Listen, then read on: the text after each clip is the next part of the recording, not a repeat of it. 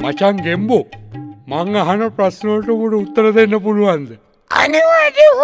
එහෙනම් කියපන්කෝ බලන්න. ලංකාවේ ලාභම චිත්‍රපටයේ කුමක්ද? 50. එහෙනම් පුරාණයේ කඩවල් වල සේවයට යෙදූ කාන්තාව හඳුන්වන නම කුමක්ද?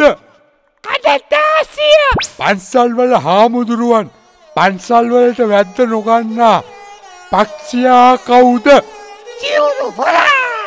අපි වගේ නුවණැත්තන් නිතර පවසන කතා හඳුන්වන නම කුමක්ද? ඥාන කතා.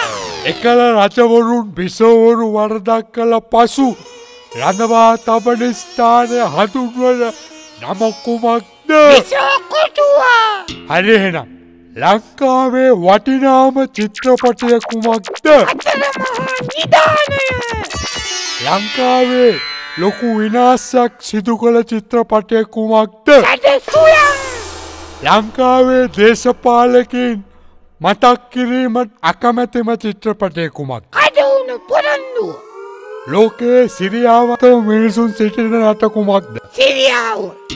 රබර් වත්තක් මැද සිටිනා විට දැනෙන පාළුව හඳුන්වන නම කුමක්ද? ඔට්ටපාලු. මේක අන්තිම ප්‍රශ්නේ හරියට උත්තර දෙන්න ඕනේ. නිතර රණ්ඩු කෝලහලට පැටිලෙන පණු විශේෂයේ නම කුමක්ද? කොකු පනුවා.